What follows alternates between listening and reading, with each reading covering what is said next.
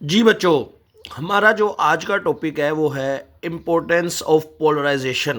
Polarisation की क्या अहमियत है। तो मैं आपको ये बता दूं एक बात कि पोलराइज लाइट दुनिया में बहुत सारे फील्ड्स में इस्तेमाल हो रही है। सबसे पहले हम बात करते हैं optics and photonics. Polarisation is essential in polarised sunglasses, LCD screen and optical communication system. बेटा मार्केट में आपको बहुत सारे ऐसे सनग्लासेस मिल जाएंगे जिनको पोलराइज्ड सनग्लासेस कहा जाता है, और बहुत सारे इंटरनेशनल प्लेयर्स जो सनग्लासेस लगा रहे होते हैं वो सारे पोलराइज्ड ही होते हैं। ये आम सनग्लासेस की निस्बत बहुत अच्छे वर्क करते हैं, सूरज की रोशनी को बहुत अच्छा ब्लॉक आउट करते हैं। फिर इसके बाद एलसीडी स्क्रीन्स जो हैं वो भी मार्केट में अवेलेबल हैं। इसके अलावा ऑप्टिकल कम्युनिकेशन सिस्टम, ये जितना भी टेली कम्युनिकेशन सिस्टम है इसमें भी काफ़ी हद तक पोलराइज लाइट का ही इस्तेमाल किया जाता है। ये आ गया जी ऑप्टिक्स एंड फोटोनिक्स के अंदर। आप ये तीन नाम याद करेंगे।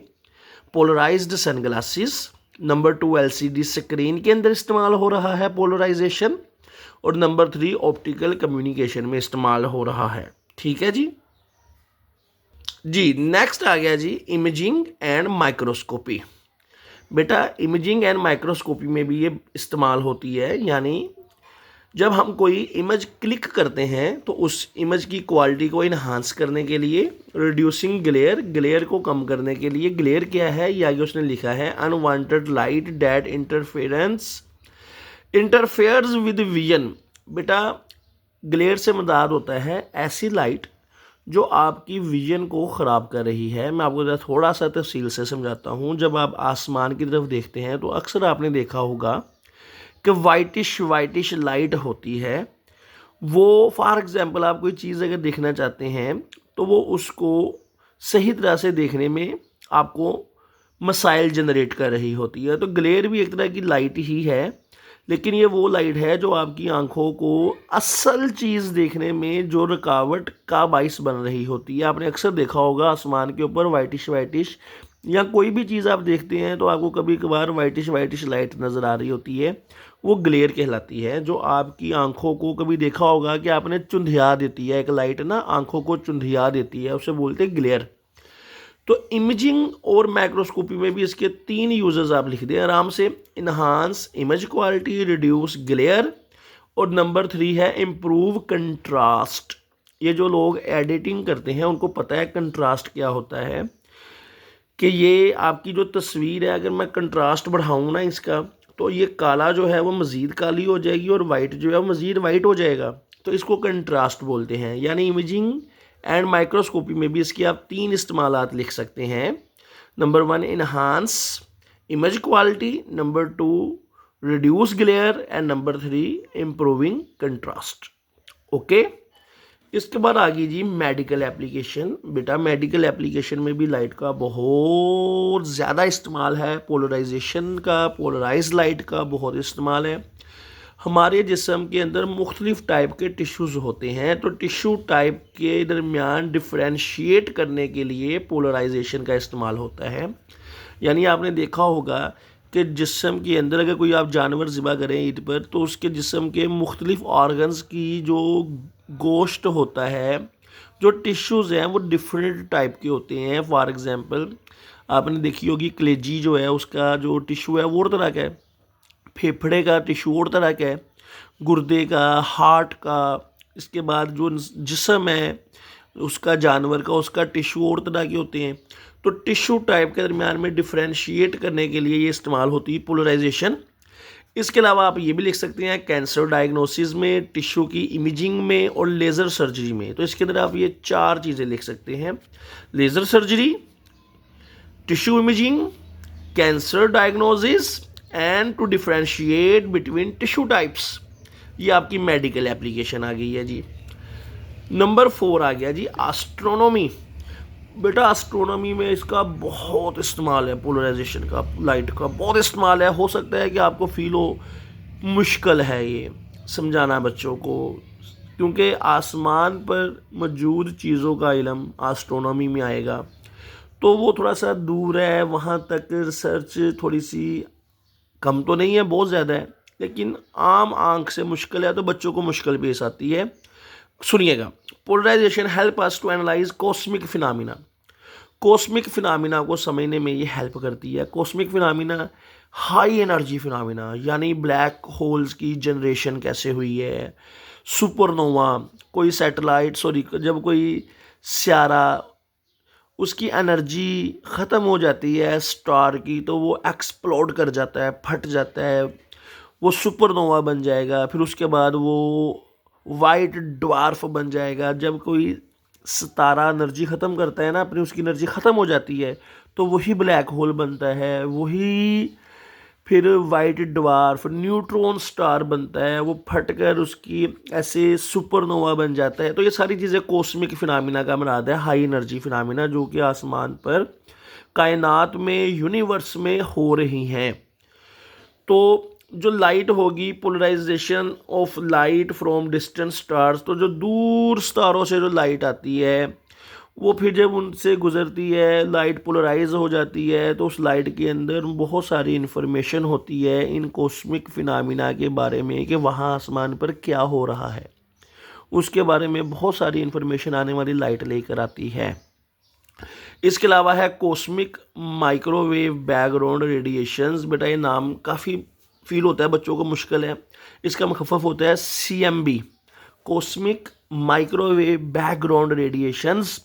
बेटा ये बिग बैंग जिससे यूनिवर्स बनी, उसके बाद काफ़ी देर के बाद यूनिवर्स में ना कुछ माइक्रोवेव्स फैल गई पूरी की पूरी यूनिवर्स में, जिससे बिग बैंग के हवाले से साइंटिस्ट डाटा इकट्ठा करते हैं कि क्या हुआ, कैसे हुआ, क्यों हुआ।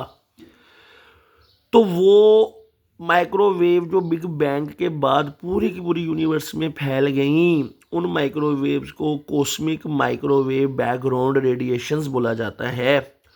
और लाइट जो है इन सारी चीज़ों के बारे में अपने अंदर इंफॉर्मेशन रखती है कि आसमान पर यूनिवर्स में क्या हो रहा है। वहाँ से आने वाली लाइट से ही पता चलता है कि क्या हो रहा है।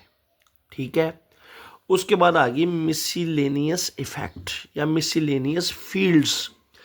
बेटे ये जो है ना मिसलेनियस फील्ड, इसको उर्दू में अगर कहें ना इसका मतलब होता है मुतफरक फील्ड्स, मुख्तलिफ फील्ड्स। ऑप्टिक्स और फिनोमिक्स, ऑप्टिक्स एंड फोटोनिक्स में ये इस्तेमाल होता है। पोलराइजेशन, इमेजिंग एंड माइक्रोस्कोपी में, बायोलॉजी एंड केमिस्ट्री में, कम्युनिकेशन सिस्टम यानी टेली कम्युनिकेशन सिस्टम में इस्तेमाल होता है। क्वालिटी कंट्रोल में और रिसर्च लैब के अंदर ये इस्तेमाल होता है। अगर पेपर में शॉर्ट क्वेश्चन आ जाए कि पोलराइजेशन कहाँ कहाँ इस्तेमाल होता है तो आप ये नाम लिख दें, optics and photonics, imaging and microscopy, biology and chemistry, communication system, quality control and research lab. और इसके अलावा ये किसने भूल गया, मेडिकल एप्लीकेशन के अंदर इसका बहुत ज़्यादा इस्तेमाल है। ये है जी इसकी इम्पोर्टेंस। अब हम चलते हैं, अगला मेन आर्टिकल है एप्लीकेशन ऑफ पोलराइजेशन के कहाँ कहाँ इस्तेमाल होते हैं। पोलराइजर्स जिनको हम पोलराइजिंग फ़िल्टर भी बोलते हैं हैव टू मेजर एप्लीकेशन। इसकी दो मेजर एप्लीकेशन है, वो हम डिस्कस करेंगे। गौर से तवज्जो से सुनिएगा जी बेटा जी।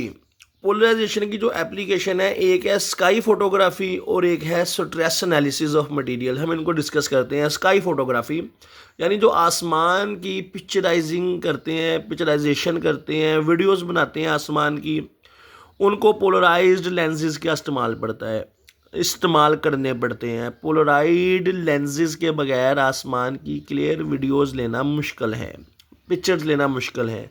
अ camera use to photograph clouds is fitted with a polaroid lens. लिख लें आगे आप कि जो कैमरा आसमान पर बादलों की पिक्चरें ले रहा है उसके आगे पोलराइड लेंस लगाया जाता है। पोलराइड लेंस लगाया जाता है। क्यों?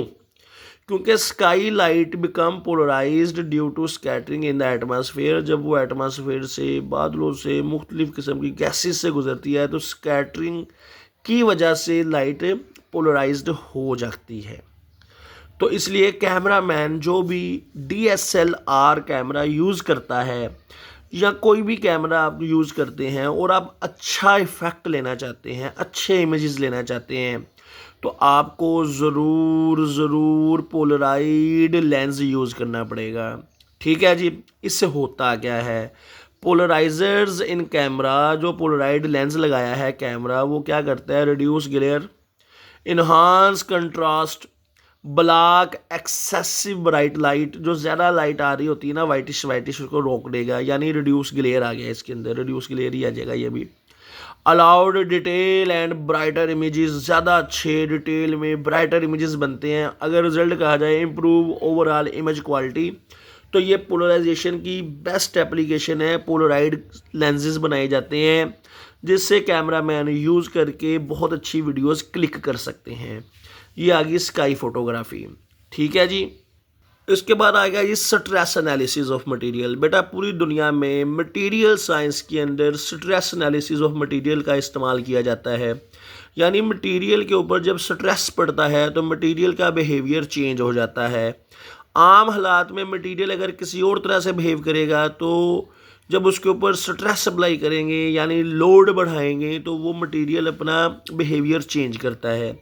इस तरीके से साइंटिस्ट चेक कर सकते हैं कि वो मटेरियल कितना लोड बर्दाश्त कर सकता है, उसकी वीकनेस चेक कर लेते हैं साइंटिस्ट। फिर मटेरियल की उसकी कितनी उसके अंदर पावर है, वो कितना स्ट्रेंथ है उसकी, साइंटिस्ट वो चेक कर लेते हैं। तो ये आप सारा करना है, सारा करें, मैं आपको समझा देता हूँ, लेकिन आप अगर एंड पे ये भी कर लें तो मेहनत बहुत है। इन मटेरियल साइंस में क्या होता है, researchers can detect stress pattern, identify weakness और डिफेक्ट्स, स्टडी ऑप्टिकल प्रॉपर्टीज, यानी in material science stress analysis of materials helps researchers, help करता है रिसर्चर को क्या करने में, डिटेक्ट स्ट्रेस पैटर्न, के मटेरियल के ऊपर जो स्ट्रेस लगाया है उसका पैटर्न क्या है, उससे मटेरियल के अंदर किस पैटर्न के साथ चेंजेस आई हैं, एटम्स की कैसे मूवमेंट हुई है। फिर इससे आइडेंटिफाई वीकनेस, मटेरियल के अंदर वीकनेस क्या है ये भी पता चल जाती है। फिर स्टडी ऑप्टिकल प्रॉपर्टीज़, वो मटेरियल लाइट को लेकर कैसे बिहेव करेगा, ऑप्टिकल प्रॉपर्टीज़ यानी मटेरियल की प्रॉपर्टीज़ चेंज हो जाती हैं। ठीक है जी। Predict behaviour under different loading condition, और फिर हम ये भी कर सकते हैं कि अगर इतना लोड हो जाए, यानी हम इसके ऊपर ज़्यादा वज़न डालेंगे तो मटेरियल क्या करेगा, कितना लोड पड़ेगा तो मटेरियल टूट जाएगा। क्योंकि हम मटेरियल की वजह से बहुत सारी चीज़ें बनाते हैं, मुख्तलिफ बहुत बड़े शिप बनते हैं, जहाज़, ये मटेरियल से बने हुए हैं ना। तो अगर मटेरियल टूट गया तो आपका जहाज़ गिर जाएगा, डूब जाएगा। तो पढ़ते हैं सारे को। Stress analysis of material in material science, polarisers are used to study stress and strain in plastic, metal, glass. Scientist in materials का तज्जिया करते हैं कि कितनी स्ट्रेस लगाएंगे, कितनी स्ट्रेन होगी।